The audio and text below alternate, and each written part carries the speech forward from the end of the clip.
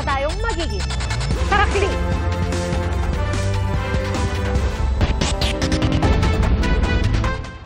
Bumper to bumper na ang trapiko sa bahaging yan ng EDSA Cubao sa Quezon City ngayong gabi.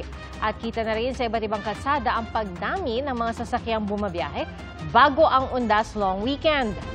Mabigat na rin po ang daloy ng trapiko sa ilang bahagi ng EDSA gaya po sa may Camp Aguinaldo, Reliance at Taft. At maging sa ilang bahagi ng NLEX, ramdam na po ang dami ng mga motorista gaya na lang po sa Balintawak Toll Plaza, sa Harbor Link at sa Bocaue Toll Plaza.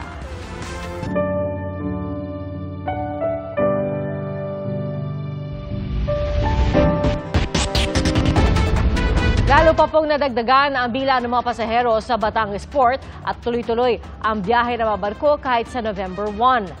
Mula sa Batangas City, saksi live si Tina Panganiban Perez. Tina? Pia, tuloy-tuloy ang dating ng mga pasahero rito sa Batangas Port at para masigurong walang magiging aberya, muling nag-inspeksyon ang port manager dito sa terminal bago mag-alas 8 ng gabi kanina. Mahigpit ang seguridad sa Batangas Port at dumagdag pa sa binabantayan ang umano'y 20 pesos modus. May nag-post daw kasi online na may nangingikil daw ng 20 pesos mula sa mga pasahero bukod pa sa sinisingil na legal fees. Pero nang mag-ikot ang port manager kanina, wala naman daw sa mga tinanong niyang pasahero ang nakaranas ng modus. Pinaalalahanan ang mga driver na bukod doon sa mga binabayad na talagang taripa, pagpasok para makasakay ng barko, yun lang dapat ang kanilang babayaran. Baka kung may mga instances na sila ay nasisingil ng extra na nagpapanggap ng mga empleyado ng port, eh hindi po totoo yun. Kaninang tanghali, marami-rami pa ang mga bakanteng upuan kumpara sa mga pasaherong naghihintay na makasakay. Inaasahang hanggang bukas ang dagsa ng mga pasahero. Bukas kasi, holiday na talaga tayo. Siguro nakatulong yung wellness break. Parang as early as last week, nagbiyahe na sila.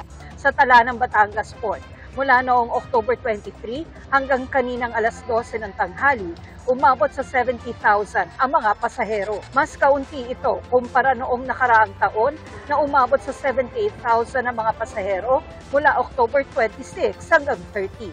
Ayon kay Mendoza, hindi problema ang overloading dahil mahigpit ang Philippine Coast Guard. Pero kulang ang mga barko. Maliit naman kasi ang capacity ng mga barko dito compare sa ibang mga passenger vessels, sa ibang mga ports. And then ang isang nagiging problema yung pagbalik sa kabila. Let's say, pag alis dito, matagal bago din bumalik. So, naiipon talaga sila dito.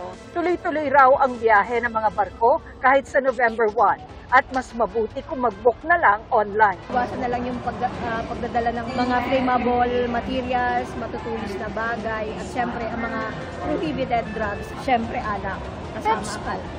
Hanggang kaninang umaga ay maluwag pa rin sa Manila North Port Passenger Terminal. Ang pamilyang ito, nagabi pa ang biyahe, maagang nagpunta sa Pantalan. Ang ibang pasaherong delayed ang biyahe, sa Pantalan na lang naghintay. Bukas din inaasahan ang bulto ng mga pasahero sa NAIA, pero marami nang bumiyahe kanina.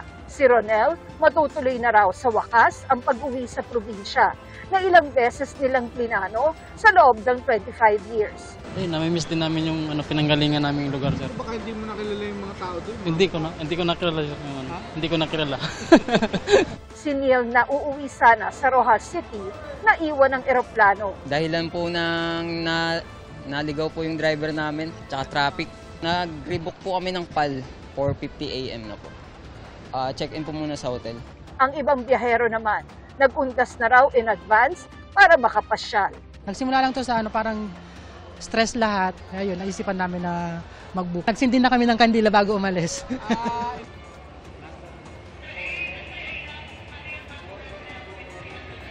Ang inaasahang dagsa naman ng mga pasahero pabalik dito sa Batangas Port ay sa Sunday, November 2. Live mula rito sa Batangas Port, para sa GMA Integrated News, ako po si Tina Panganiban Perez, ang inyong saksi.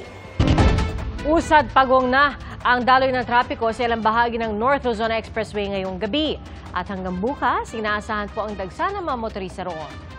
Saksi live, si Bea Pinla. Bea, kamusta na?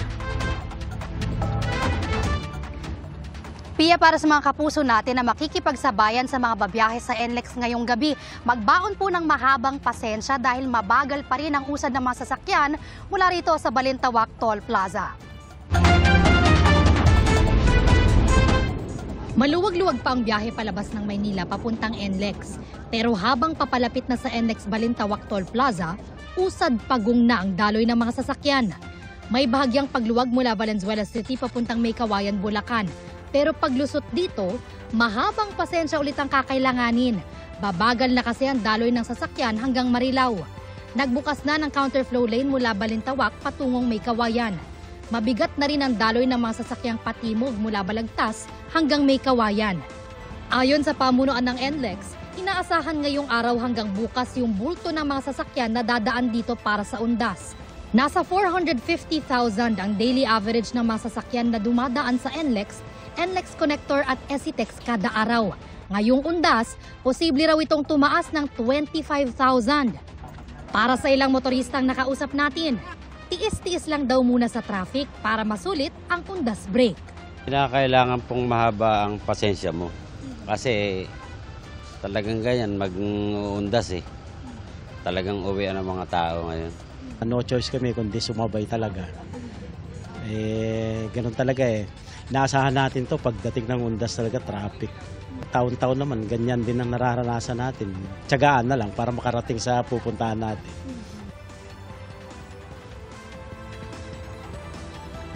Pia, sa mga magkakaaberya o masiraan ng sasakyan sa NLEX, libre po yung towing papunta sa pinakamalapit na exit hanggang 6 a.m. sa November 3 para sa mga Class 1 vehicle. Paalala naman ng pamunuan ng NLEX sa mga motorista kahit matraffic, maging maingat pa rin sa daan at sumunod pa rin sa batas trapiko. Live mula rito sa North Luzon Expressway o NLEX para sa GMA Integrated News. Ako si Bea Pinlac, ang inyong saksi. Hawak na ng otoridad ang pangunahing suspect sa pananambang sa mga pulis na nagsagawa ng operasyon kontra gun for hire noong isang linggo. Isang police captain ang nasawi matapos malapit ang barilin ng mga suspect. Saksi, si Marisol Abduraman. Sa gitna ng kanilang surveillance sa isang grupong sangkot sa gun running at gun for hire noong October 21, pinagbabaril ang dalawang pulis ng di bababa sa 7 tao. Patay ang isang police captain, habang sugatan naman ang isang police non-commissioned officer sa tinawag ng CIDG na ambush. Kagabi, sumuko ang isa sa mga itinuturing na prime suspect. May conduit po na dalawang counselor, I think. Then, pumunta sila sa Pasig Police. Isa yung driver mismo na bumaba at without any provocation or warning, pinutukan yung dalawang personnel namin who is undergoing illegitimate police surveillance. Napansin niya na bumubuntot yung police namin. So tumawag siya na mag-ready yung mga kasama niya na ano doon sa bahay niya. May mga baril na ginamit na nasa loob ng bahay. The ambush was staged doon sa harap ng bahay niya. Maraming mga basyo ng bala coming from high caliber and low caliber firearms na nakuha. Ayon pa sa CIDG, tadtad ng tama ng bala sa katawan ang police captain na pinagbabaril pa ng malapitan kahit nakahandusay na. Kasi buhay pa naman siya eh. Pininising lang siya nung dalawang tama sa mukha. Sana, pag gano'n na nakahiga na rin ang tao namin, have pity also. Because they are just doing their job. Tumakas daw ang suspects matapos ang krimen. Ang mga nang-ambush ay miyembro raw ng malaking grupo na sangkot sa gun running at gun for hire, hindi lang sa Western Visayas, kundi sa iba pang rehiyon maging dito sa NCR. Sa ngayon, 3 na sa 7 suspect ang naaresto. Bukod sa 4 na pinaghahanap pa rin, hinahanap din daw ng CIDG ang minor de edad na anak ng sumukong suspect. The 17-year-old guy, siya po nag-distribute ng baril. Personal namang nagpaabot ng pakikiramay ang hepe ng CIDG sa mga naulila ni Police Captain Joel de Parine. Para sa GMA Integrated News, ako si Marisol Abduraman, ang inyong saksi. Dumipensa mga pulis sa San Jose del Monte, Bulacan sa alegasyong hindi sila nag-warning shot nang rumesponde sa lalaking nag-amok doon kahapon. Nakuna ng CCTV ang pagpapaputok ng baril ng lalaki. Saksi si John Consulta. Huminto at may kukunin lang dapat ang delivery rider na ito nang makunan siya ng CCTV sa isang lugar sa San Jose del Monte, Bulacan. Pero bigla siyang naparangkada. Tinamaan pala siya noon ng bala sa hita. Isa lang ang rider sa mga nasugatan sa walang habas na pamamaril ng lalaking ito na nag-amok kahapon. Ayon sa mga pulis, umalis at bumalik sa lugar ang suspect na hinahanap umano ang kanyang kapatid na babae. Nag-away daw sila ng kapatid niya. Then umalis yung suspect natin. Pagbalik niya, wala din yung kapatid niya. That's the time na nag-amok na siya. May possibility na may gusto niyang saktan or gusto niyang takutin.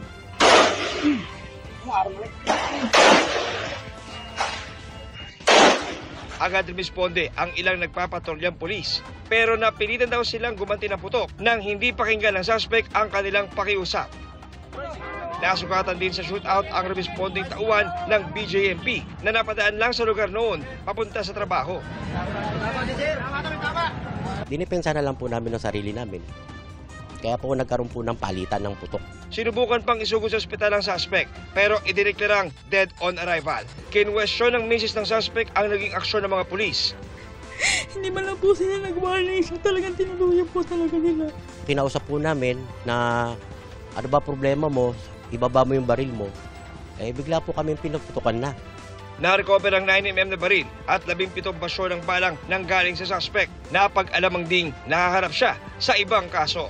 Yung ginawa niyang pamamaril at saka yung pag-aamok dun sa lugar, hindi ito normal na gawain ng isang tao. Kumbaga, nakita natin yung kanyang criminal tendencies. And then after investigation nga po, nalaman natin na ito palang suspect na to ay may pending warrant of arrest for murder sa RTC branch 286 ng Navotas City. Para sa GMA Integrated News, ako si John Consulta, ang inyong saksi. Nauwi sa suntukan at sigawan ang pagtatalo ng isang driver at isang siklista sa Marikina. Saksi si EJ Gomez. Nagiinit ang away kalsada itong Martes ng umaga habang nakahambalang ang isang bisikleta at isang kotse sa gitna ng Hill Fernando Avenue sa Barangay Santo Niño, Marikina City. Ang nagtatalog siklista at motorista nagsuntukan pa sa loob ng kotse. Sinubukan silang awatin ng ilang nakakita pero patuloy ang sagutan. Pagdating sa gilid ng kalsada, muntik na namang magpang-abot ang dalawa. Kwento ng isang saksi. Ang biker, na napikon siya, ang ginawa niya, sinugod niya yung driver ng kotse, pinagsusuntok niya. Sinubukan daw umalis ng siklista pero pinigilan siya ng driver. Hinila niya yung bike, kakailangan silang dalawa para hindi siya makatakas. Kasi nasaktan yung driver nagkamurahan silang dalawa. Ayon sa Marikina Police, tumagal ng halos kalahating oras ang away. Base sa investigasyon, nag-ugat ang gulo ng binusinahan ng 41 anyos na driver ng kotse ang 40 anyos na siklista na nasa gitna raw ng kalsada imbis na sa bike lane. Mayroon pong iniwasan yung ating biker dahil basa po yung kalsada. At siya po'y napapunta sa gitna. Binusinahan po ng kotse yung nakabike po. Doon po nag-trigger po yung nakabike na habulin yung sasakyan. Sinugod niya po talaga yung nasa sasakyan at nagkaroon nga po ng konting sakitan. Hindi naman napinsala ang bisikleta at kotse. Nagkaayos na rin daw ang dalawang panig. Dapat po habaan po natin yung ating PC or yung pasensya po natin at wag pong mainit ang ating ulo. Give and take lang naman yan Para sa GMA Integrated News, ako si EJ Gomez, ang inyong saksi. Idineklarang medyas pero nabis ng mga peking branded na damit pala ang laman ng naharang na 2 shipping containers sa Maynila. Ayon sa Bureau of Customs, mahigit 400 milyong piso ang halaga ng padala galing Bangladesh. Nilalagyan daw ang mga damit ng peking QR code at price tag ng isang shopping mall para magmukhang orihinal kapag ibinenta. Itinuturing na persons of interest ang mga nakasulat na pangalan sa mga kahon. Mga kapuso, maging una sa saksi. Mag-subscribe sa GMA Integrated News sa YouTube para sa iba't ibang balita.